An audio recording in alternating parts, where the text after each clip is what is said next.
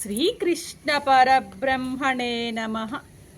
శ్రీ గురుభ్యో నమః. శ్రీమాత్రే నమః. శ్రీ గణేశాయ నమః.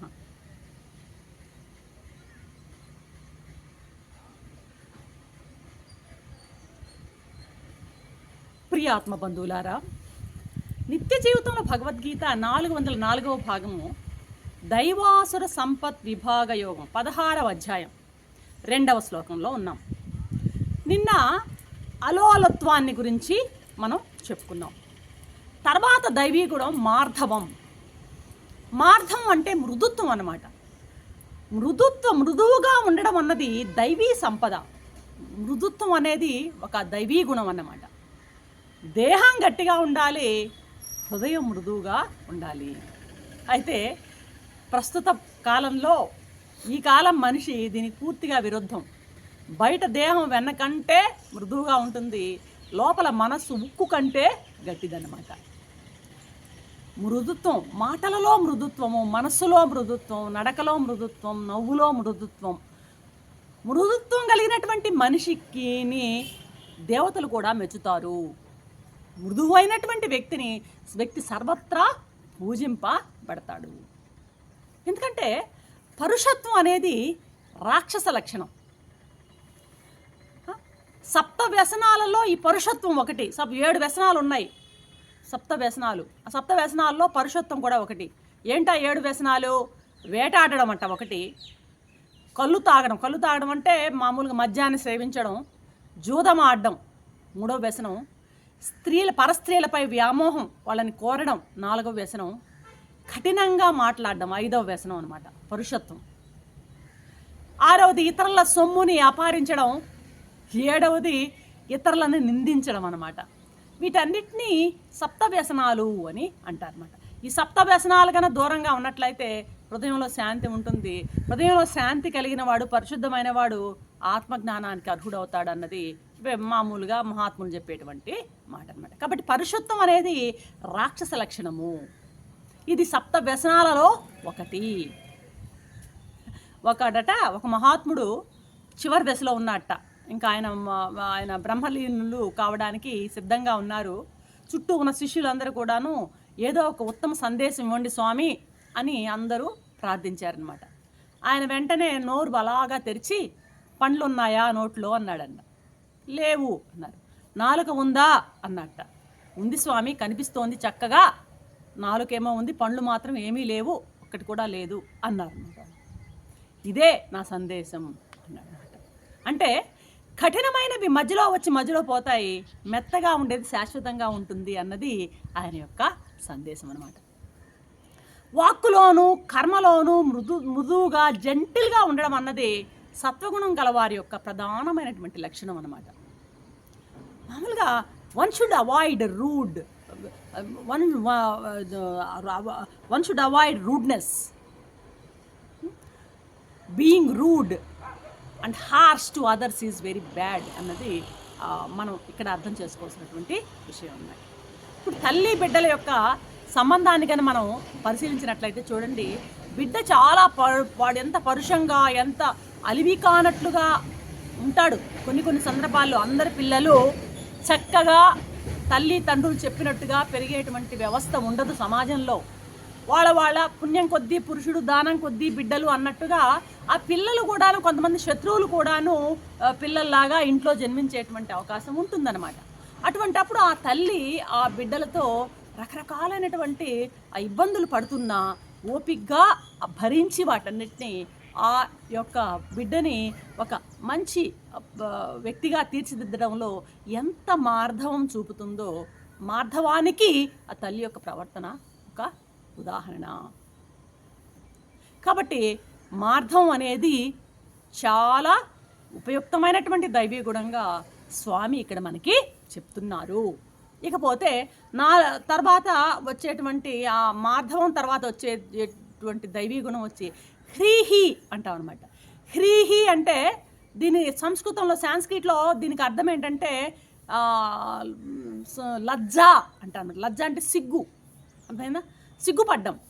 స్త్రీ కానీ పురుషుని కానీ ఎవరికైనా సరే, ఒక స్త్రీకి కానీ పురుషునికి కానీ యోగ్యమైనటువంటి లజ్జ ఉండడం అనేది చూశారు, ఇది ఒక భూషణం అనమాట. సిగ్గుపడ్డం అనేది ఉందే అది నిజంగా ఒక అలంకారప్రాయం అనమాట. ఈ స్త్రీకైనా పురుషునికైనా ఎప్పుడు సిగ్గుపడాలి? అపకీర్తికి సిగ్గుపడడం. ఒరే మనం ఈ పని చేస్తే ఎటువంటి అపకీర్తి వస్తుందేమో సమాజంలో అనేటువంటి ఆ భయం, ఆ సిగ్గు, ఆ లజ్జ, అపకీర్తిని కలిగించేటువంటి అయోగ్యమైనటువంటి పనులు చేయడానికి సిగ్గుపడ్డం అన్నమాట. అపకీర్తి కలిగించేటువంటి అటువంటి పనుల్లో పాల్గొనడానికి సిగ్గుపడ్డం అనమాట. ఇటువంటి సిగ్గు అనేది ఒక భూషణం అవుతుంది స్త్రీకైనా పురుషునికైనా. ఒక్కోసారి అటువంటి అయాచితంగా మనకి అసలు సంబంధం లేకుండానే కొన్ని అటువంటి పైన చెప్పి అపకీర్తి రావచ్చు, అయోగ్యమైనటువంటి పనులు కూడా కొన్నింట్లో మనం ఇన్వాల్వ్ కావచ్చు, ఇలాంటివి జరగవచ్చు. అలాంటివి జరిగినప్పుడు భయపడ్డం అనమాట. అయ్యో మనసు ఒక విహ్వలం చెందడం, అయ్యో పొరపాటు అయిపోయింది, తప్పు అయిపోయింది, కాంప్లెక్స్ మన మైండ్లో ఒకటి, అరే ఇలా చేయకుండా ఉంటే బాగుండేది, ఎందుకు జరిగిందా ఏమిటా అనేటువంటి ఆ గ్లాని ఉంది చూశారు, ఆ విహ్వలత్వాన్ని చూశారు. ఇవన్నీ కూడాను లజ్జ యొక్క లక్షణాలు. కానీ ప్రస్తుత కాల మానవునికైతే ఈ నవనాగరిక సభ్య సమాజంలో ఉండేటువంటి నవనాగరిక మానవులకి అసలు ఈ హ్రీహి అనేటువంటి గుణమే ఉండటం లేదు. దేనికి సిగ్గుపడాలనో దానికి సిగ్గుపడడం లేదు, దేనికి సిగ్గుపడాల్సిన అవసరం లేదో అక్కడ సిగ్గు లేకుండా ప్రవర్తిస్తూ ఉన్నారన్నమాట. ఇప్పుడు చూడండి, రకరకాలు చూస్తున్నాం కదా. మామూలుగా గాంధీ షాపులు, క్లబ్బులు వీటికి పోవడానికేమో సిగ్గు ఉండదు వాళ్ళకి. రకరకాల ఎటువంటి వాటికైనా వెళ్తుంటారు. అదే దేవాలయాలు, మఠాలకి పోవాలంటే సిగ్గు. సిగరెట్లు తాగడానికి, చీటపాకలు ఆడడానికి సిగ్గులేదు. కానీ భగవద్గీత చదవాలన్నా, భజన చేయాలన్నా సరే, విభూతి పెట్టాలన్నా, బొట్టు పెట్టుకోవాలన్నా ఎక్కడ లేని సిగ్గు అనమాట. అసలు ఇప్పుడైతే మన అమ్మాయిలు అయితే పూర్తిగా ఆ కట్టు బొట్టు విషయాల్లో కూడా బొట్టు పెట్టుకోవడం కూడా అసలు కనపడకుండా అసలు లేకుండా ఉండేటువంటి నుదురుని మనం చూస్తూ ఉన్నాం అన్నమాట. ఇవన్నీ కూడాను ఈ హ్రీహి అనేటువంటి లక్షణాన్ని పెంచుకుంటే ఇటువంటి అసందర్భపు విషయాలన్నీ కూడాను, పోకడలన్నీ కూడాను సమాజంలో రావన్నమాట. అర్థమవుతుందా?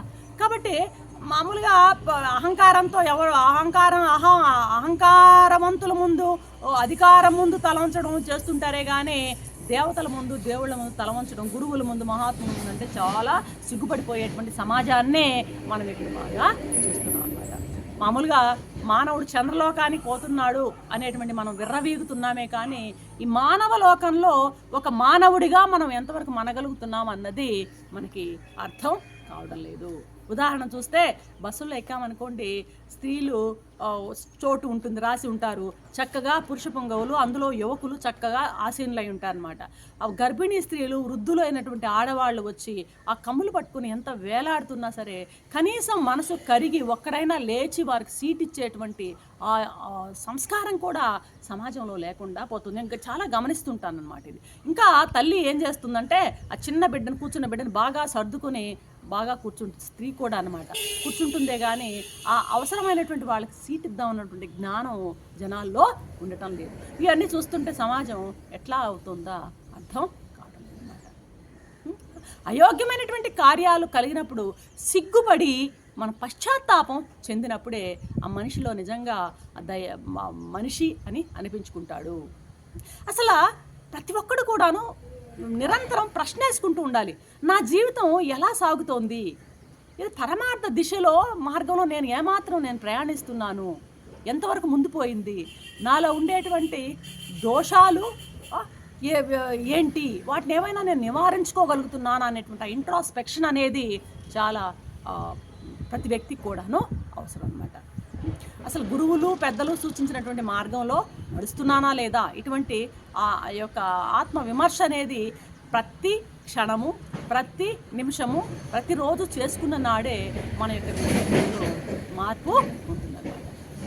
అయితే సరే, ఒకవేళ ఆ ఇంట్రాస్పెక్షన్లో కనుక మనం వెనకబడి ఉన్నాము అనేటువంటి సమాధానం కనుక వచ్చిందనుకో, ఎందుకు వెనకబడి ఉన్నాము, దీనికి కారణం ఏంటి, నా బద్ధకమేనా లేక నా అవివేకమా అనేటువంటి ఆ కారణాలని వెతికి తనకు తాను సిగ్గుపడి ఆ కారణాలను అధిగమించడానికి ప్రయత్నించడమే మనిషి చేయాల్సినటువంటి కర్తవ్యంగా స్వామి ఇక్కడ మనకి ప్రబోధిస్తున్నాడు.